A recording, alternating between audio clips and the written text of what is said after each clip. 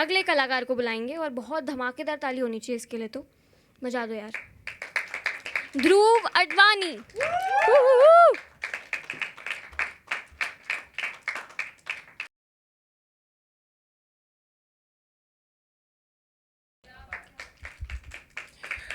नमस्कार, ये लिखा हुआ मेरा था एंड मैं ध्रुव अडवाणी हूँ। मैं नागपुर से बिलोंग करता हूँ और मैं पिछले 3 साल से मुंबई में रह रहा हूँ। मेरा कॉलेज है।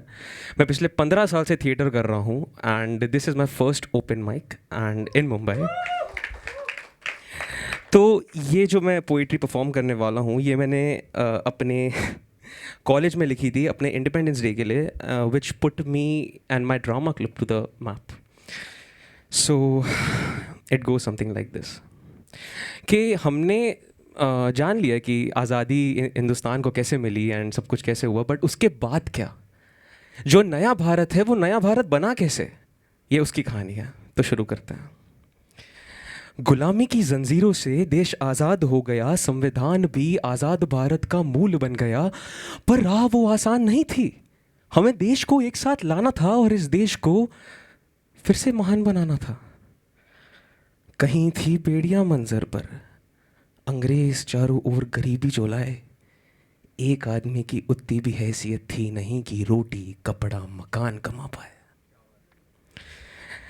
धीरे धीरे धीरे धीरे छोटे कदमों से विकास का रण प्रारंभ हुआ। 5-5 की नीति कर भारत पर निवेश आरंभ हुआ। सीधा नहीं था ये रास्ता, सीधा नहीं था ये रास्ता, चलता जहाज पर्वतों से टकराया। अंधकार में उम्मीद पर निवेश अपने साथ अगध कर्ज को लाया। रुका नहीं संघर्ष अभी तक, भेदभाव को जाना था।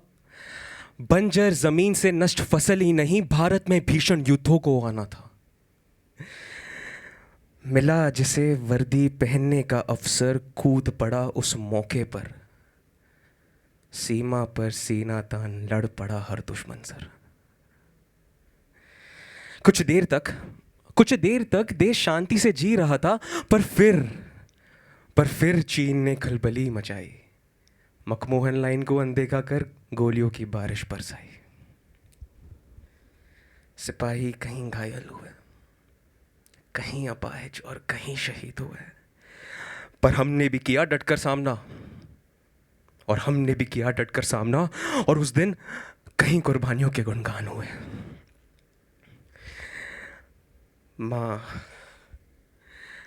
माओ ने भेजा बेटों को देश का मान बचाने। कफन में लिपट देख अपने हीरे को, माँ तो अपने रूह से टूट जानी थी, पर गर्वान्वित होकर कहा उस माँ ने, मेरे बेटे ने तो अपने देश के लिए कुर्बानी दी। वहाँ देश के वीर अपने माँ को बचा रहे थे, और यहाँ हिंदुस्तान में किसान अपनी सूखी ज़मीन के कष्ट से हार रहे थे। उन दुखदायी दिनों में हमने खाने का मूल समझा, कर्ज की रोटी खाई हमने, और उस दिन हमने देश को आत्मनिर्भर बनाने का लक्ष्य समझा।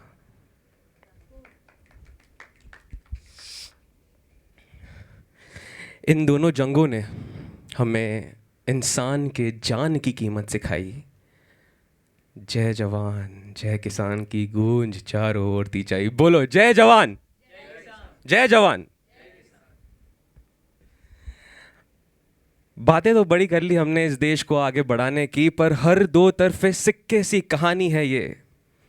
हुए कहीं भ्रष्टाचार, पक्षवाद, हत्या और घोटाले, सत्ता की चाह में देश का विकास तो भूल पड़े सारे। इस अनोखे अवसर पर अटल बिहारी वाजपेयी जी की लेखी को याद करना चाहिए, जिन्होंने कहा था कि सत्ता का खेल तो चलता रहेगा, सरकारें आएंगी जाएंगी, पार्टियां बनेगी बिगड़ेगी, मगर ये देश रहना चाहिए, इस देश का लोकतंत्र अमर रहना चाहिए। जय हिंद।